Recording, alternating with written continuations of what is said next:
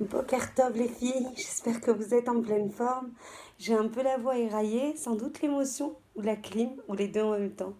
Baruch Hashem, je voulais en profiter pour vous remercier de tout mon cœur, parce que l'événement que nous avons vécu hier, mémorable, émouvant, profond, intense, plein de sens, c'est le vôtre.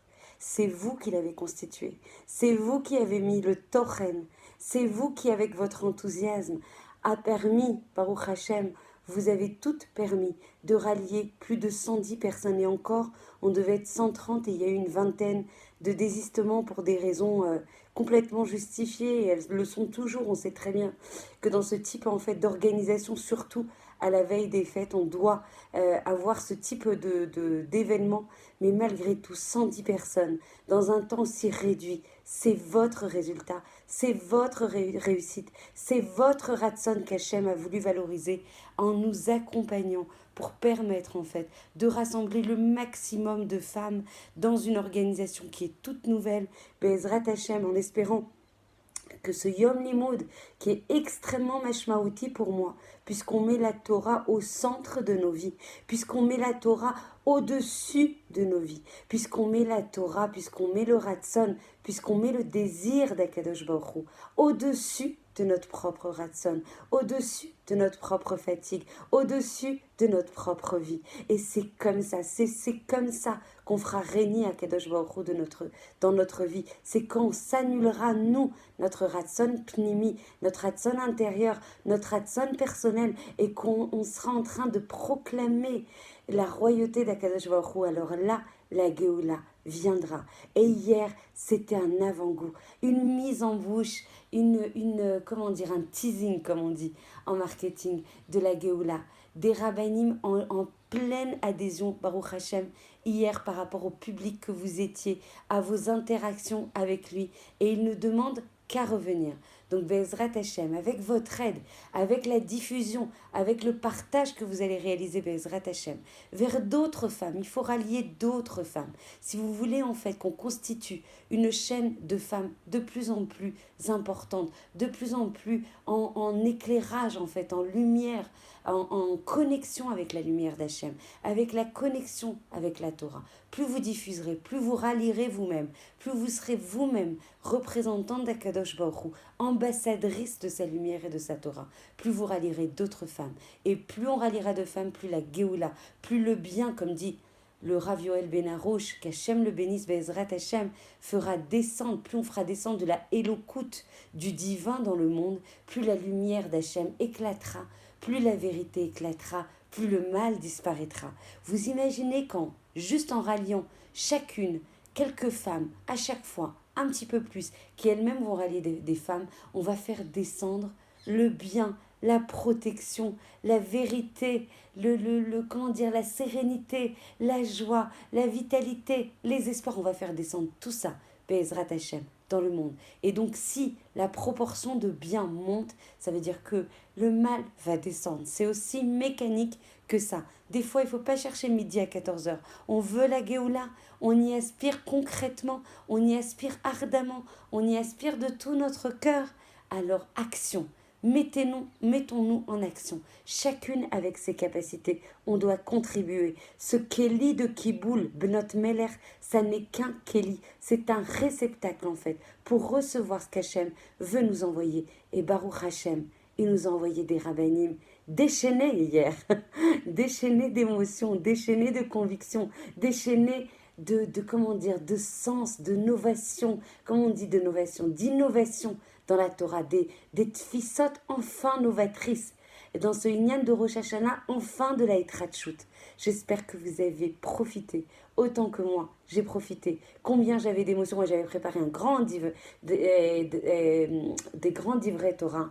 Mais franchement, c'était tellement dense, c'était tellement intense que j'ai pas résisté à vous laisser vivre cette journée complètement avec ces Rabbanim Baruch Hashem. On aura des événements et notamment le premier en date qui arrive. Bezrat Hashem, on envoie le flyer avec l'aide de mon amie Brigitte Fitoussi, Baruch Hashem, qui est toujours à mes côtés. Qu'Hachem la bénisse, on enverra le flyer aujourd'hui. Donc on part sur une option slichot plus dîner. Alors je suis désolée, le dîner est assez cher, mais pour avoir une salle privative avec un dîner complet, je n'ai pas trouvé. Et proche du Kotel, je n'ai pas trouvé à moins de 150 shekels. Donc je sais que c'est cher, celles qui ont des difficultés à payer, qu'elles viennent vers moi, Bezrat Hachem, et on trouvera peut-être, j'espère en tout cas, des solutions, mais j'ai pas trouvé moins que ça dans une salle privée, parce que j'aimerais donner, Bezrat Hachem, un Dvar Torah, et aussi sur justement les 10 jours de Tchouva, et aussi avoir un repas complet avec une bonne ashgacha. Voilà, je vous remercie de m'avoir écouté. Pour l'instant, on va parler d'un point qui est fondamental. On parle à chaque fois de la pérennité du peuple juif, de la capacité à identifier en fait le peuple juif comme le Har Nifrar. Et on va essayer de résoudre, on va travailler comme le Rafizon, c'est qu'on va se poser des questions. Alors évidemment, on n'a pas le même talent Rafizon qui nous aime, Amash, épaté hier par son talent, par son émotion, par son côté justement très novateur. Et on va se dire, mais Hachem, il nous a promis de toute façon que le Ham Israël était pérenne dans le temps, qu'il avait conclu en fait, et on le rapporte justement dans la Kedat Yitzhak, on lit Yom Kippourim, que de toute façon, Hachem ou Karat Brit, il a noué une alliance avec nous et qu'il n'y faillira jamais parce qu'il a promis au Havot. Donc il y a une promesse d'Akadosh Baruch Hu qui va garantir la pérennité du peuple d'Israël.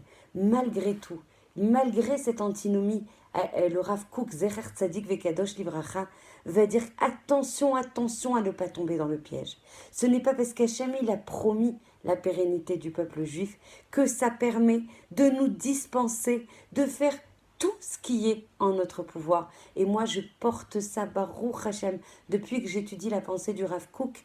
Maman, je porte ça dans mon cœur, je ne veux pas lâcher cette pensée. Ok, on est pérenne. Ok, on est un peuple nitzri. Ok, on porte le Tselem Elohim. Ça ne nous dispense pas d'œuvrer, de faire tout ce qui est en notre pouvoir. Attention, pas de manière modérée, pas de manière comme ça, moyenne. Tout ce qui est en notre pouvoir, dit le Rav Kook, pour assurer la sauvegarde, pour assurer la protection, pour assurer la shmira du peuple d'Israël. Vous savez qu'en Égypte, en fait, le sort du peuple juif était complètement sans espoir. Et il y a eu le Shabbat Agadol, le grand Shabbat, qui est venu et la délivrance est apparue. Et c'est là que le Rav Kook va évoquer notamment cette antinomie entre l'éternité du peuple juif, qui est de toute façon de l'ordre de l'histoire absolue, de l'histoire d'Akadosh Baruch Hu, et qui va fixer cette réalité, qui va fixer cette vérité pour toujours en disant que le peuple juif sera éternel, et il va rapporter le Rav Kook la nécessité absolue de déployer tout effort humain jusqu'à l'extrême limite. J'adore ça, j'adore cette pensée qu'il faille aller jusqu'au bout. Pas se dire, bah non, moi j'ai pas le temps, non, moi je suis trop occupée, non, moi je travaille. Non, je sais que je suis un peu provoque quand je dis ça, mais c'est ce qu'Hachem nous demande. Il faut que tu sois, que tu vibres pour moi, de tous tes moyens, de toute ta neshama, de tous tes moyens financiers. Il faut que tu me vois un amour exclusif, ardent, vibrant, mais vraiment d'être en écoute absolue. On n'a jamais fini d'être collé à Kadosh Baruch Hu. Et le Rav Kook, que son mérite puisse nous protéger, rappelle que ça n'est pas une antinomie. On doit déployer toute l'extrême limite de nos moyens pour provoquer cette Géoula. Et en fait, le Rav Pines qui va écrire en fait sur le Rav Kook une loi, une mesure d'exception. Et il disait qu'il y avait une mesure qui n'était autorisée que pour la sauvegarde de la Torah, afin de préserver le peuple juif du péché, mais non pour assurer sa protection physique. Et du coup, on va se poser la question de nouveau. Est-ce que la survie de la Torah, elle est plus importante que le peuple juif ? Et en fait, nos Chachamim de mémoire bénie vont rapporter la rencontre avec le prophète Eliyahu Hanavi, avec un juif qui était déchiré par des doutes, qui était déchiré par des dilemmes. Et ce juif disait, avec ses sphécotes tellement fortes, il disait, il y a deux choses sur terre que j'aime, de tout mon cœur, jusqu'à la folie, jusqu'à la passion la plus ardente. J'aime la Torah, j'aime Israël, mais je ne sais pas laquelle doit prendre le pas sur l'autre. Et vous savez ce qu'a répondu le prophète Eliyahu Hanavi ? Le prophète lui a répondu, mon fils, Les gens ont l'habitude de dire que la Torah précède, car il est écrit Dieu m'a acquis au début de sa voix. Mais moi, Eliaou Hanavi, je dis que c'est Israël qui a précédé, car il est écrit Israël est saint, et c'est le début de sa récolte. Alors peut-être pensez-vous, comme tout le monde, dit le Rav Kook, que la Torah prend le pas sur le peuple, mais même dans ce cas, il serait possible de prendre des mesures exceptionnelles pour sauver le peuple juif. Nous savons tous qu'à la demande d'Esther, Mordechai avait institué 3 jours de jeûne, mais beaucoup ignorent que ces 3 jours incluaient le premier jour de Pessah. C'est ce qui fait que nous n'avons pas accompli la mitzvah de consommer des pains azimes et que nous l'avons annulé pour assurer la pérennité de l'ensemble du peuple juif. Alors c'est vrai, on a l'impression que c'est une transgression, on a l'impression que c'est quelque chose vraiment qui est fait volontairement de transgresser lo alenu, mais le principe reste le même. On peut comprendre les actes extraordinaires, par exemple, que faisait Maïmonide. Un chirurgien, par exemple, lo alenu peut décider d'amputer le membre d'un malade afin de sauver sa vie. Mais si on est sûr de la survie éternelle du peuple juif, qui sera de toute façon assurée par Akadosh Baruch Hu, puisqu'il nous l'a promis, alors comment éviter en fait d'observer des mitzvot pour assurer la pérennité du peuple juif?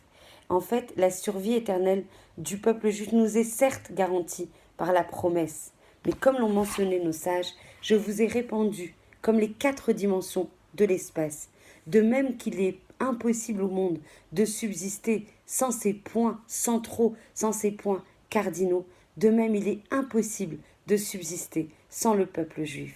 J'ai voulu ma mâche avec quelques pensées extrêmement profondes, difficiles, à rassembler, à résumer dans une dizaine de minutes de cours, vous montrer l'importance, et c'est ça qui a été rappelé en fait, tout au long des cours d'hier.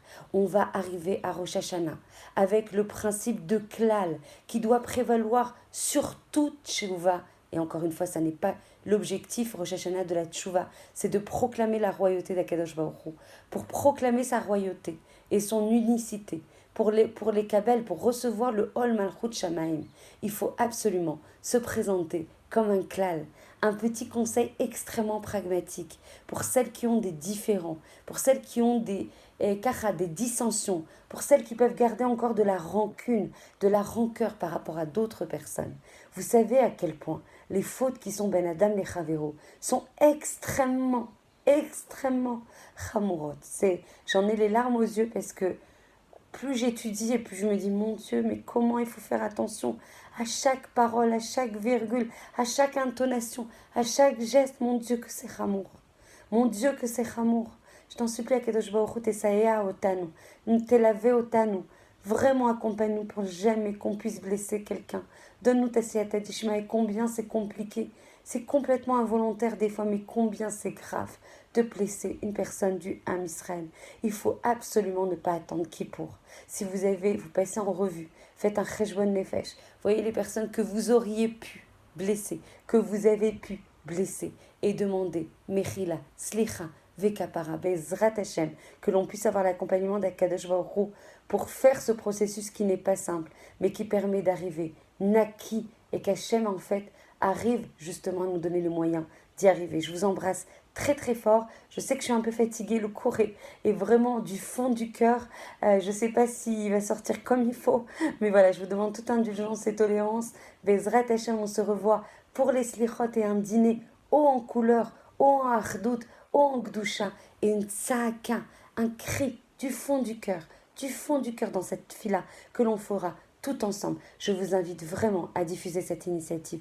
Encore une fois, je suis désolée du prix. Nous, on ne gagne rien dessus. On ne fait que rebasculer le prix des prestataires comme nous l'avons fait hier avec le traiteur Daniel D.